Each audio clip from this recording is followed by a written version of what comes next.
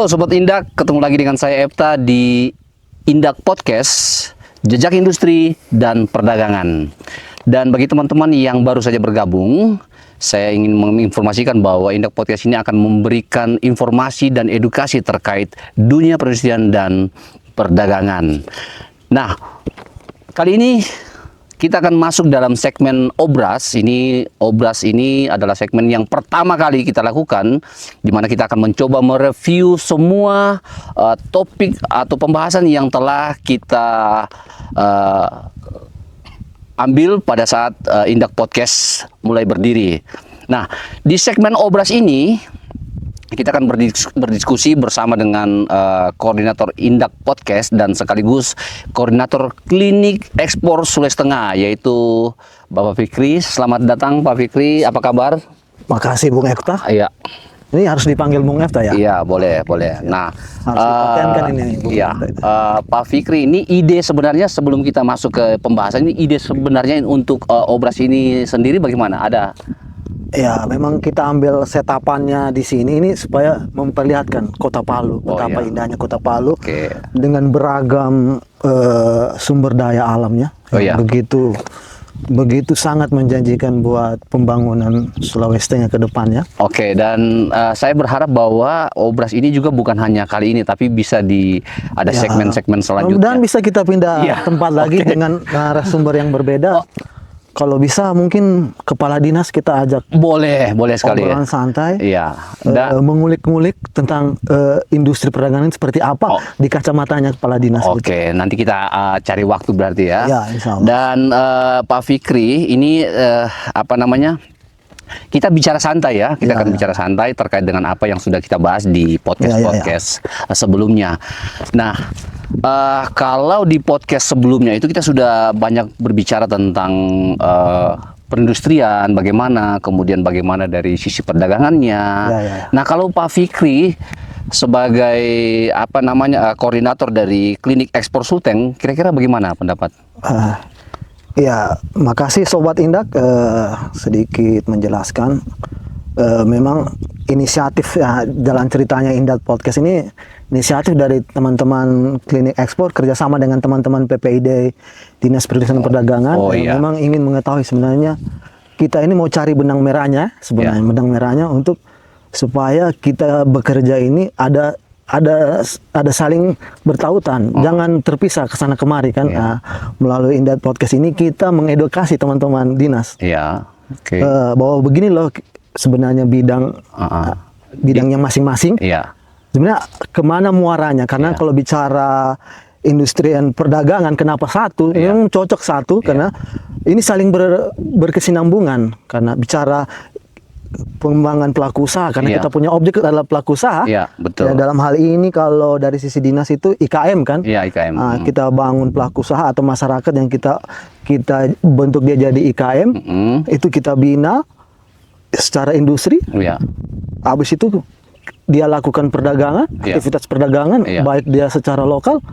Itu ada dinas bidang perdagangan yang mengatur terkait segala macam baik dalam negeri maupun luar negeri gitu ya. Ketika dia punya potensi ke luar negeri, itu sudah bidang perdagangan luar negeri ya. Jadi itu yang perlu kita mau tarik benang merahnya supaya bisa berkesinambungan kita bekerja. Jangan kita kesana kemari. Gitu, jadi berarti Pak Fik, saya tangkap berarti memang dari sisi industri dan perdagangan ini betul-betul memang punya kaitan yang sangat erat ya. Sangat-sangat erat. Memang wajar lah kalau di daerah itu mereka satu, walaupun ada di beberapa kabupaten yang misah yang misah, tapi sebenarnya secara utuh sebenarnya berkaitan tentang pengembangan ekonomi daerah atau peningkatan ekonomi daerah harusnya saling bergandeng tangan ini bidang ini. Oke. Pak Fik, saya coba ingin mengupas lagi sedikit tadi yang disampaikan Pak Fikri, bagaimana IKM dan disebut IKM dan UKM itu sendiri bisa ini lagi supaya teman-teman bisa paham kan gitu. Ini pertanyaan yang kemarin ya ke Bu Pehla, Kepala Dinas terkait IKM sama UKM. Kalau kami dari sisi kami itu persepsinya itu memang IKM itu kan industri. Bicara industri adalah menghasilkan produk kan, artinya produk. Sedangkan UKM itu menjual. Jadi teman-teman IKM ini ketika dia sudah menghasilkan produk barang, dan dia menjual, dia sudah berubah statusnya jadi UKM. Oke. Jadi ketika waktu belum melakukan jual beli, ya itu masih IKM karena banyak juga di Jawa itu dia cuma ciptakan barang, dia tidak mau pusing tentang pemasarannya, tidak menjual gitu. Jadi ada sendiri pemasarannya, jadi ini disebut tetap IKM. Betul. Itu ibaratnya kalau itu malah sampai diekspor ada gitu. Kalau ini kayak ada eksportir kita, dia ekspor tempe ke Jepang, industrinya di Jawa.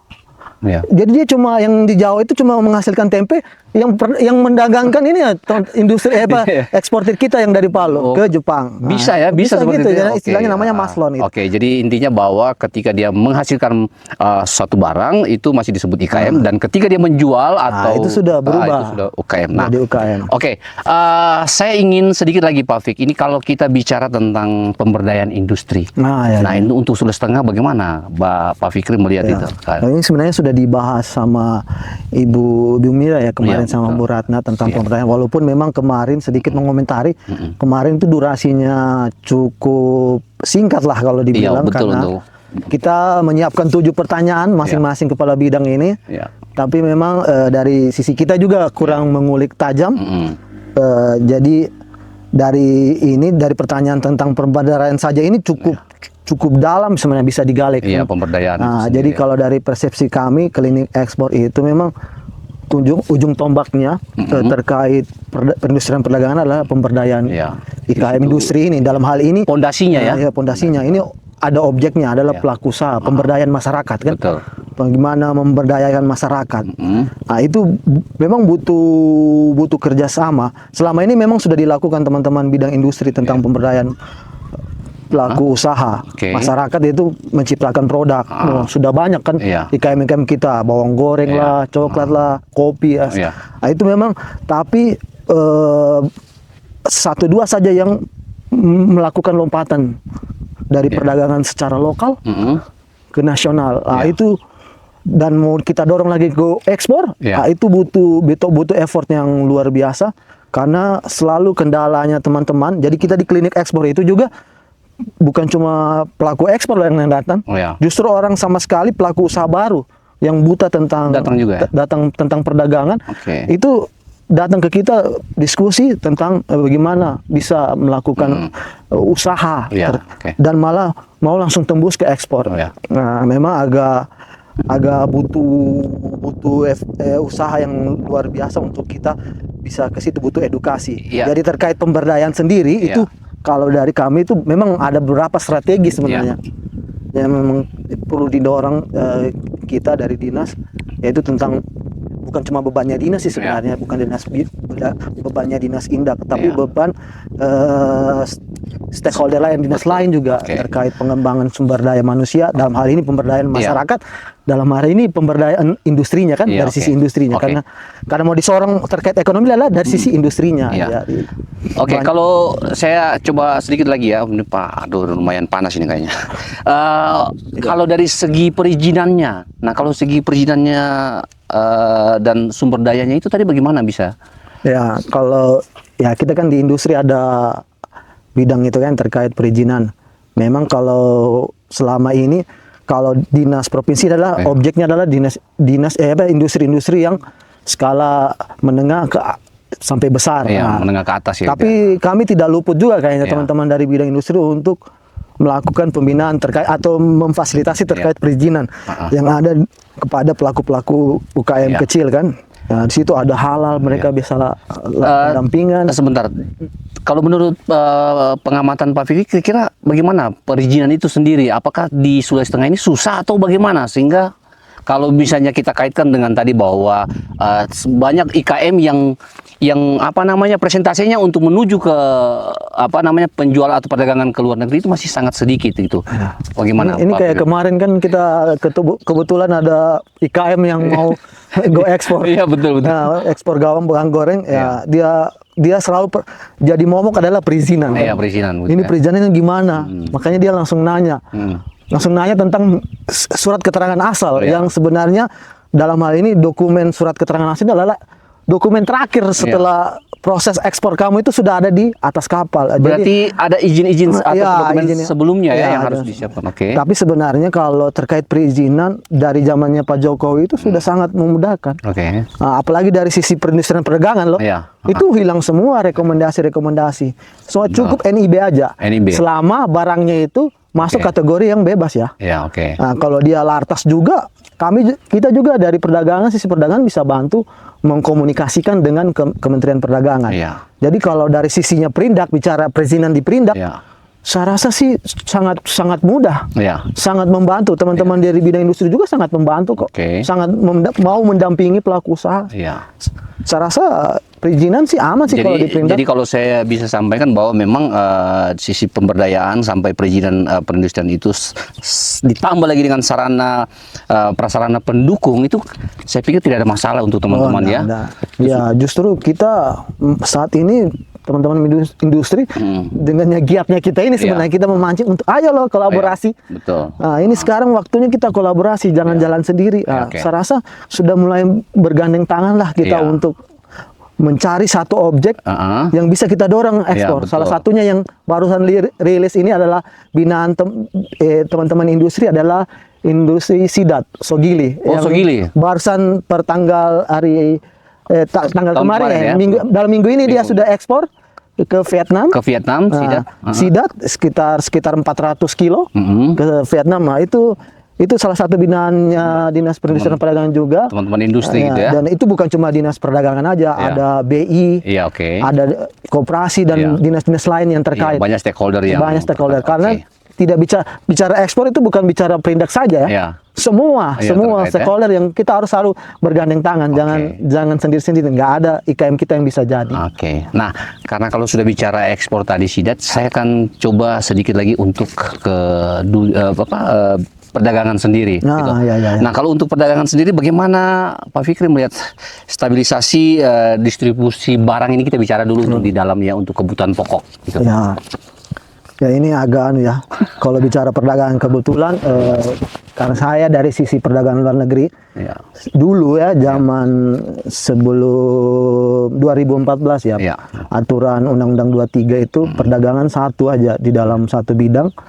Dan terkait ekspor itu adalah satu sisi seksi sendiri, urusan sendiri. Nah, jadi memang di dalam dinas perdagangan itu, dinas perindustrian perdagangan ya salah satu bidang yang betul-betul sentralnya adalah itu bidang perdagangan terkait stabilisasi. Memang tugasnya dinas perdagangan adalah stabilisasi harga. Itu mencegah inflasi. Itu memang teman-teman di bidang perdagangan dalam negeri itu sangat berat tugasnya. Apalagi kemarin ini menghadapi hari raya ini. Itulah hari-hari besar ya. Keagamaan itu cukup besar, mencegah apalagi kasus minyak, apalagi gula. Itu memang teman-teman bergandeng dengan UPT pengawasan. Betul. Nah, itu harus berkolaborasi juga untuk terus menjaga stabilisasi harga bahan pokok ya. Sebenarnya itu memang cukup sangat berat dan kemarin harusnya kita lebih gali lagi bidang perdagangan dalam negeri itu terkait kinerja pencapaian kinerja mereka bagaimana upayanya, kendala-kendalanya harusnya kita melakukan podcast lagi lebih dalam terkait mereka itu. Iya, nanti kita coba akan mencari waktu untuk bagaimana kita menggali lagi. Bisa kita wawancara Bulog mungkin. Bisa, atau rekan-rekan yang untuk terkait inflasi. Itu perlu diedukasi masyarakat tentang inflasi. Betul. Uang banyak beredar tapi tidak ada daya beli masyarakat itu menyebabkan inflasi juga.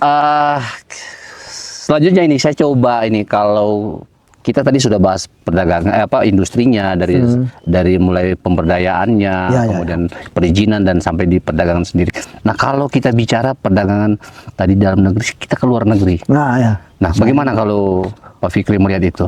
Ya, kalau sedikit menginformasi, kayaknya Pak Fajar sudah sampaikan di Daglu sendiri ada 3 urusan ya, terkait promosi, peningkatan citra, sama fasilitasi SKA sama klinik ekspor ya. Jadi kalau di kami sebenarnya memang lagi didorong terus terkait ekspor. Sebenarnya kalau kami sih di bidang ini duduk santai aja kayak gini.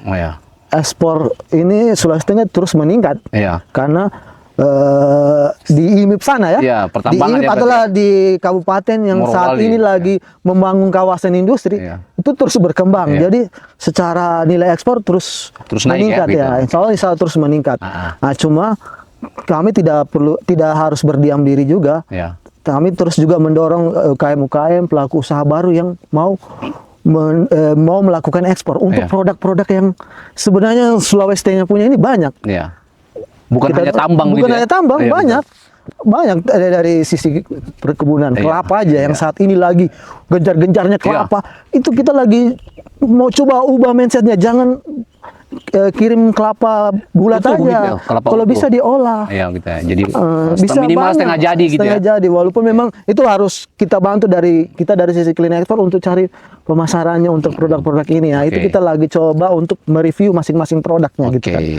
Itu yang kita coba lakukan dari sisi perdagangan untuk mendorong ekspor. Oh, ya. Nah, saat ini juga Pak Gubernur akan mendorong terkait berani ekspor. berani ekspor ya. Ya, kemarin barusan buat itu terkait berani ekspor. sudah ini ya. sudah ada- Jadi apa masing-masing bidang daglu ini dari suburusannya itu apa yang bisa didorong untuk membantu pelaku usaha bisa ekspor. Iya. Ya, jadi kita dari sisi promosi, Iya. sisi peningkatan citra, Iya. dari promosinya kita coba untuk melakukan pameran internasional, Iya, bisa.